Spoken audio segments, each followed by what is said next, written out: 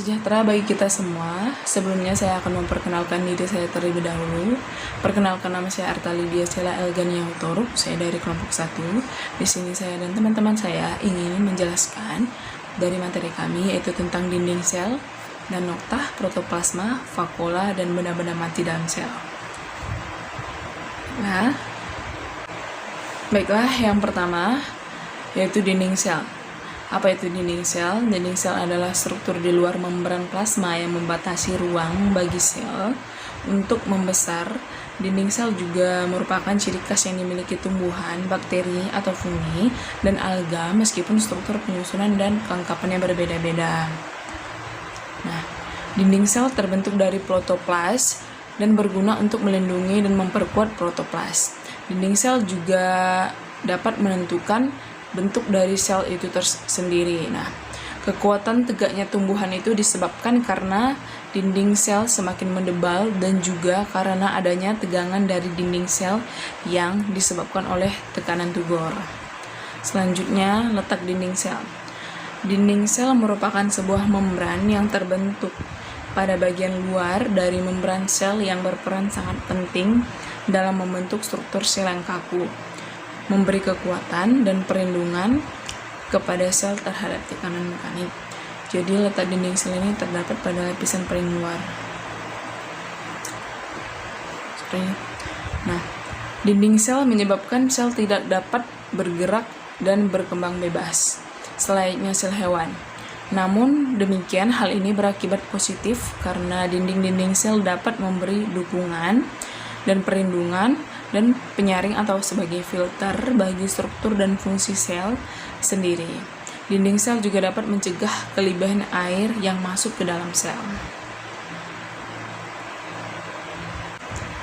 Struktur dinding sel. Pada sel tumbuhan, struktur dindingnya selnya keras dan kaku yang terdiri dari 3 jenis lapisan, yaitu lamela tengah, dinding primer, dan dinding sekunder. Terletak pada sini ya. Nah, selanjutnya lamela tengah. Lapisan ini merupakan lapisan yang pertama kali terbentuk selama pembelahan sel. Nah, lapisan ini merupakan lapisan yang terdiri dari polisakarida pektin yang kaya akan lapisan lem yang mengikat sel-sel yang berdekatan. Nah, sifat lamela tengah ini adalah amorf, koloida, optik inaktif, dapat dilarutkan dengan cara maserasi, mengandung persenyawaan pektin, kalium dan magnesium pekat. Pada jaringan tua, sukar dibedakan dengan dinding primer. Maserasi adalah salah satu cara pembuatan preparat yang memberi gambaran jelas mengenai bentuk sel. Selanjutnya, lapisan kedua yaitu dinding sel primer. Lapisan ini terbentuk setelah lamela tengah dan terdiri dari kerangka kaku mikrofibril selulosa yang tertanam dalam matriks seperti gel, terdiri dari senyawa pektin, hemiselulosa, dan glikoprotein. Sifatnya adalah optis anisotrop, terjadi pada awal pembentangan sel sampai sel cukup dewasa. Adanya dinding primer diikuti dengan adanya protoplas yang masih hidup dan reversibel, atau zat penebalan dapat dilarutkan lagi atau diubah menjadi persenyawaan lain. Selanjutnya, lapisan ketiga atau yang terakhir yaitu dinding sel sekunder. Terbentuk setelah pembesaran sel selesai dan dibentuk di dalam dinding sel primer yang telah berhenti meningkat di daerah permukaan ketika sel tumbuh sepenuhnya, di mana sel ini sangat kaku dan tebal, terbuat dari selulosa, hemiselulosa, dan lignin. Dinding sel sekunder sering berlapis. Nah, dari ketiga struktur ini secara berkeseimbangan menyusun dinding sel, tetapi dalam proses pembentukan dinding sel pertama kali yang terjadi adalah siklus sel dan menghasilkan lapisan lamela tengah, kemudian dinding sel primer, dan akhirnya dinding sel sekunder. Nah, pada proses penebalannya melalui 2 tahap, yaitu aposisi, suspensi. Yang dimaksud dengan cara aposisi ini adalah cara terbentuknya lapisan penebalan yang baru seolah-olah melekat pada dinding sel yang lama yang telah dibentuk pada lapisan penebalan pertama. Dan yang dimaksud dengan intu suspensi ini adalah cara pembentukan lapisan penebalan yang tidak dilekatkan pada dinding atau melainkan membran lama, tetapi dengan cara disisipkan di antara penebalan-penebalan yang telah ada. Nah, terima kasih. Sekian dari saya. Selanjutnya akan dijelaskan oleh teman saya. Terima kasih.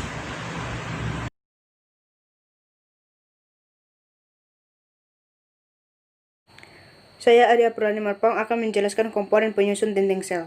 Komponen penyusun dinding sel antara lain adalah 1. Asam pektik, 2. Pektin, 3. Selulosa, 4. hemiselulosa, 5. Protein struktural, 6. Peptidoglycan, 7. Asam teikoronat, 8. Asam teikoat, 9. Plastik biologi, 10. Mikrofibril. Pembentuk dinding sel. Pembentuk dinding sel dimulai dari pembelahan inti sel atau disebut karyokinesis. Pada saat ini membelah, mikrotubul yang ada di sekitar kedua inti berikatan dengan RE membentuk struktur froknaplas. Mikrotubul bertugas untuk menahan vesikula-vesikula yang membawa bahan untuk membuat lamela tengah. Reset yang ada di sekitar membran sel menstiselulosa untuk pembentukan dinding primer baru. Setelah pembentukan lamela tengah dinding primer, sel mengalami pembesaran dan mengakibatkan adanya tekanan di dalam sel yang dinamakan tekanan Tugor. Tekanan Tugor mengakibatkan dinding sel yang lama menjadi rusak dan hancur, sehingga dinding sel primer baru akan menggantikan posisi dari dinding sel lama. Masa pertumbuhan dan perkembangan dinding sel. Keadaan dinding sel masa-masa pertumbuhan dan perkembangan pada tumbuhan adalah: 1. Pembelahan sel melibatkan sintesis dinding sel yang baru. 2. Pembesaran sel melibatkan perubahan dalam komposisi dinding sel. 3. Diferensiasi sel melibatkan perubahan dalam komposisi dinding sel. Pada pertumbuhan dinding sel, ada 2 proses yang terlibat, yaitu pembelahan sel dan pemajangan sel. Pembelahan sel berlangsung pada jaringan meristematis. Sel-sel anak yang dihasilkan pada jaringan meristematis mempunyai ukuran yang lebih kecil daripada sel-sel dewasa. Setelah sel anak terbentuk, maka selanjutnya terjadi pemajangan sel. Ada 2 teori berkenaan dengan pemajangan dinding sel, yaitu teori multinet dan teori orientasi aktif. Menurut teori multinet, mikrofibril diletakkan pada permukaan bagian dalam dinding sel menurut arah menentang terhadap panjang sel. Pada waktu dinding sel memanjang, mikrofibril mengalami reorientasi ulang ke arah sumbu longitudinal sel hingga mikrofibril sejajar dengan sumbu. Dengan demikian, orientasi mikrofil menurut teori multinet termasuk secara positif mengikuti perantangan dinding sel selama berlangsungnya pertumbuhan. Fungsi dinding sel: menentukan bentuk, kekuatan, dan dukungan. 2. Pengontrolan tekanan Tugor. 3. Sebagai area perlintasan zat. 4. Sebagai perlindungan. 5. Sebagai penyimpanan karbohidrat. 6. Sebagai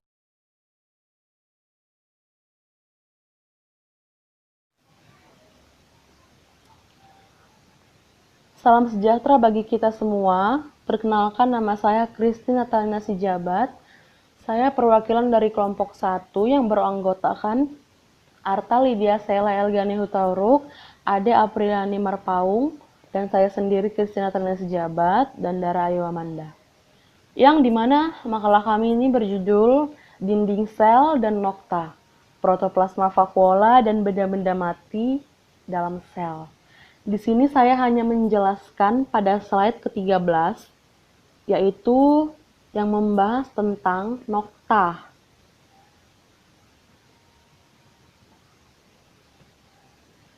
Nah, di sini nokta itu adalah di antara dinding sel yang mengalami penebalan, terdapat bagian-bagian tertentu yang tidak ikut menebal, dan itu yang disebut dengan nokta. Nokta merupakan suatu bagian dari dinding sel yang tidak mengalami penebalan. Walaupun saat terbentuknya dinding sekunder yang mana nokta tersebut merupakan tempat pelaluan atau jalan benda dari sel ke sel untuk berhubungan dengan sel sampingnya.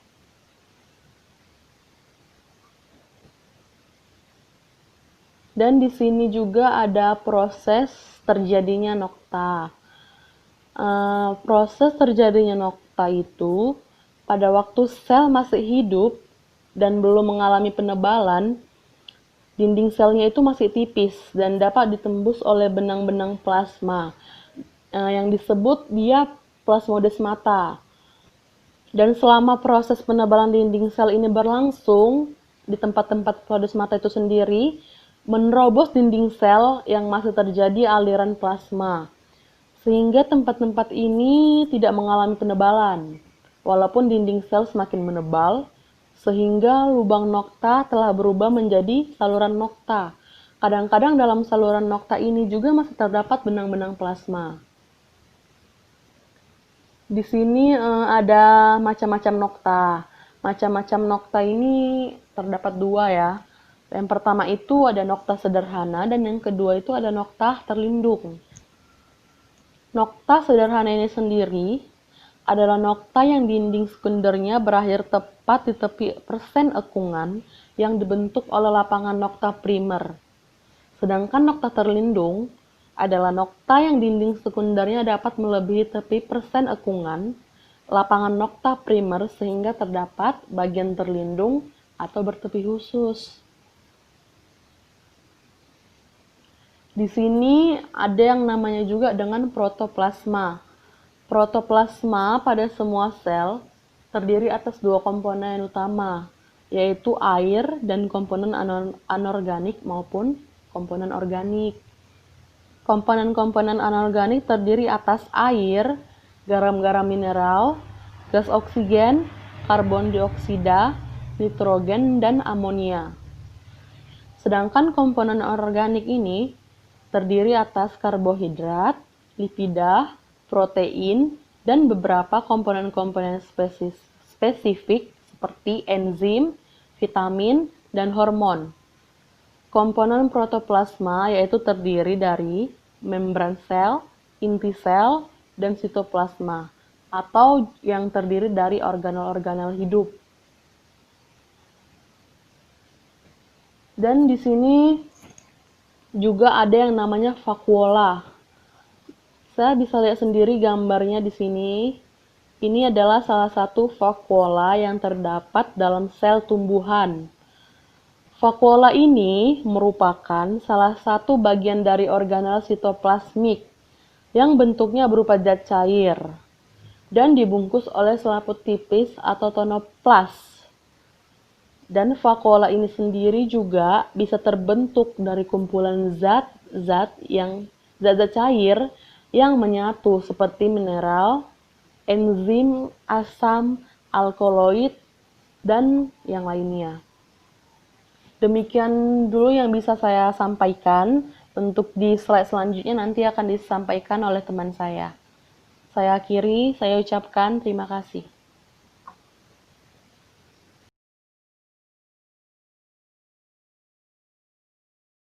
Assalamualaikum warahmatullahi wabarakatuh. Saya Dara Ayu Amanda, perwakilan dari kelompok 1. Di sini saya akan menjelaskan slide ke-18 sampai dengan slide ke-22, yaitu tentang bunga, fungsi vakuola, benda-benda mati dalam sel, sifat-sifat benda non-protolasmik, dan juga bentuk-bentuk benda ergas. Di slide ke-18 di sini ada bunga. Bunga merupakan taruk yang terkondensasi untuk menjadi organ reproduktif. Bagian-bagian di mana munculnya bunga disebut dengan brak. Bunga memiliki tangkai bunga atau panjang yang disebut dengan pedikel. Nah, apa itu bunga? Bunga adalah alat reproduksi seksual pada tumbuhan yang berbunga. Pada bunga terdapat organ reproduksi. Seperti apa organ reproduksi itu? Organ reproduksi itu yaitu seperti benang sari dan juga putik. Bunga dapat muncul secara tunggal maupun bersama-sama dalam satu rangkaian. Bunga yang muncul secara bersamaan itu disebut sebagai bunga majemuk atau inflorescence. Nah, dan di slide ke-19 ada fungsi vakuola. Fungsi vakuola pada tumbuhan sendiri adalah sebagai wadah penumpukan sisa metabolisme di dalam tubuh, contohnya seperti getah, yang dijadikan sebagai wadah untuk menyimpan makanan yang merupakan garam mineral ataupun sukrosa, menghubungkan sitoplasma dengan dinding sel untuk membantu proses masuk keluarnya zat yang ada pada tumbuhan agar bisa berjalan dengan lancar dan juga berfungsi sebagai tempat penguatan sel-sel yang masih muda.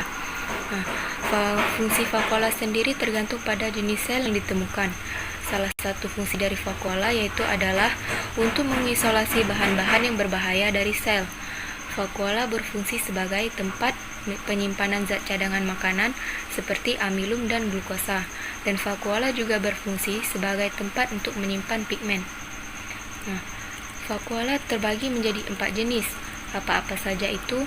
Yaitu yang pertama ada vakuola getah, yang kedua vakuola kontraktil, yang ketiga vakuola makanan, dan yang keempat vakuola gas atau vakuola udara.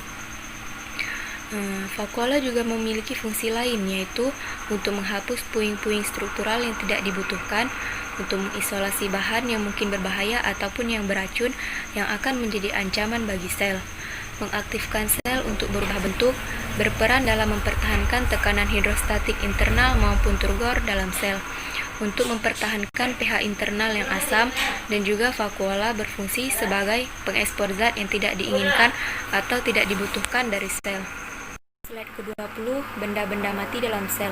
Protoplas dinyatakan bahwa suatu sel dikatakan mati apabila di dalam lumen sel itu tidak terkandung lagi protoplas. Di dalam protoplas terkandung protoplasma, yaitu zat-zat kehidupan. Dengan demikian, maka benda-benda dalam sel yang non-protoplasmik berarti benda-benda yang tanpa zat-zat kehidupan, yang artinya pula benda mati. Benda-benda mati yang terdapat dalam sel-sel tumbuhan disebut benda ergas. Jadi protoplas dinyatakan bahwa suatu sel dikatakan mati apabila di dalam lumen sel itu tidak terkandung lagi protoplas. Di dalam protoplas terkandung protoplasma, yaitu zat-zat kehidupan. Dengan demikian, maka benda-benda dalam sel yang non-protoplasmik berarti benda-benda yang tanpa zat-zat kehidupan. Benda-benda yang tanpa zat-zat kehidupan itu diartikan pula sebagai benda mati. Benda-benda mati yang terdapat dalam sel-sel tumbuhan disebut benda ergas ataupun ergastic substance. Dan di dalam sel tumbuh-tumbuhan terdapat banyak benda-benda yang non-protoplasmik yang biasanya berada dalam vakuola, dalam plasma sel, dan kerap kali pula dalam plastid. Benda yang non-protoplasmik ini terdiri dari substansi. Apa itu substansi? Ataupun amilum, protein, ataupun aleron dan gluten, lipid, dan juga kristal oksalat dan kristal silika. Seperti yang sudah saya jelaskan sebelumnya bahwa benda ergastik memiliki banyak fungsi untuk sel. Contohnya itu, dia itu berfungsi sebagai penyimpanan cadangan makanan, contohnya amilum, pemeliharaan struktur, dan pelindungan, misalnya adanya kristal. Misalnya adanya kristal oksalat dalam suatu jaringan tumbuhan dapat menyebabkan reaksi alergi bagi hewan yang memakannya, sehingga hewan tersebut tidak akan bernafsu menyentuhnya untuk yang kedua kali. Lalu saya akan menjelaskan tentang sifat-sifat benda ergastik. Saya akan menjelaskan benda ergastik yang bersifat cair. Itu contohnya ada amilum. Lalu yang kedua ada aleron dan kristal putih telur, dan juga ada kristal. Benda ergastik bersifat cair merupakan zat yang terlarut dalam cairan sel, terdapat dalam vakuola. Dalam sebuah sel kemungkinan mempunyai vakuola yang komposisinya ergastik cair yang berlainan. Ergastik yang berupa cairan itu juga meliputi contohnya seperti asam organik ya. Antara lain itu seperti asam oksalat, asam sitrat, asam malat, dan lain-lain. Juga karbohidrat yang berupa sakarida yang terlarut. Lalu ada protein itu berupa asam amino dan peptida sederhana. Lalu lemak juga berupa lemak atau minyak sebagai cadangan makanan ya.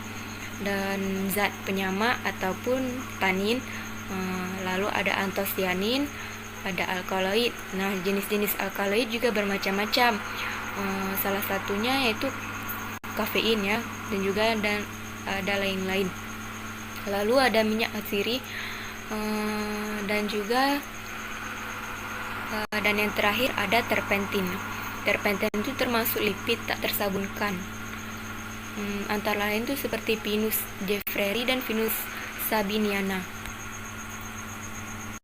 Dan di slide terakhir itu, slide ke-20, ada bentuk-bentuk benda ergas ya. Itu bentuk benda ergastik kristal Ca oksalat. Nah, bentuk benda kristal Ca oksalat itu banyak bentuknya. Yang pertama, kristal Ca oksalat itu ada yang bentuknya rafida, dia itu bentuknya seperti jarum. Yang kedua, kristal Ca oksalat ada yang berbentuk drunsen, kristal Ca oksalat berbentuk bintang. Lalu ada kristal Ca oksalat yang bentuknya tunggal besar atau prisma. Bagi kepentingan kegiatan metabolisme dan sebagai tempat penimbunan bahan-bahan yang tidak digunakan lagi yang merupakan hasil akhir dari metabolisme. Nah, di slide ke-21 ada sifat-sifat benda non-protoplasmik ataupun ergas. Komponen non-protoplasmik berdasarkan sifatnya dapat dibedakan menjadi cair dan padat. Komponen non-protoplasmik atau benda ergastik yang bersifat cair itu terdapat di dalam vakuola, dan komponen non-protoplasmik atau benda ergastik yang lazimnya berbentuk butiran padat kristal Ca oksalat, kristal anorganik, butir amilum, dan aleuron. Nah, dalam sel terdapat bagian-bagian yang tidak hidup atau biasa disebut dengan istilah benda ergastik. Benda ergastik sendiri dibagi menjadi dua jenis, apa saja, yaitu benda ergastik padat dan benda ergastik cair. Nah, yang apa-apa saja yang termasuk ke dalam benda ergastik padat? Yang termasuk ke dalam benda ergastik padat itu contohnya seperti amilum, aleuron, kristal Ca oksalat. Nah, sedangkan yang termasuk ke dalam benda ergastik cair itu contohnya seperti asam organik, karbohidrat, lemak, protein, zat penyama, antosianin, alkaloid, minyak atsiri, dan juga terpentin.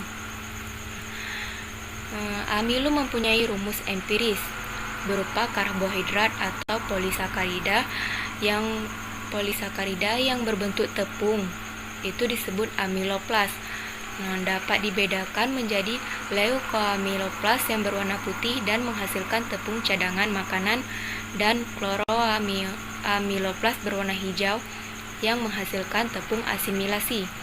Aleuron ditemukan pada endosperm yang mengering. Nah, bagaimana prosesnya? Prosesnya itu dimulai dari keringnya biji, yang berarti mengeringnya endosperm menjadi semakin sedikit sehingga konsentrasi zat-zat yang terlarut seperti putih telur, garam, dan lemak akan semakin besar. Kemudian vakuola pecah.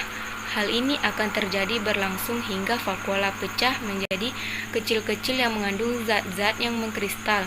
Nah, zat-zat yang mengkristal tersebut itulah yang disebut aleuron. Kristal yang terdapat pada tumbuhan merupakan hasil akhir dari metabolisme. Umumnya terbentuk dari kristal Ca oksalat yang diendapkan. Kristal tersebut tidak larut dalam asam cuka, namun larut dalam asam kuat. Benda ergastik adalah bahan non-protoplasma, baik organik maupun anorganik, sebagai hasil metabolisme yang berfungsi untuk pertahanan, pemeliharaan struktur sel, dan juga sebagai penyimpanan cadangan makanan. Dia itu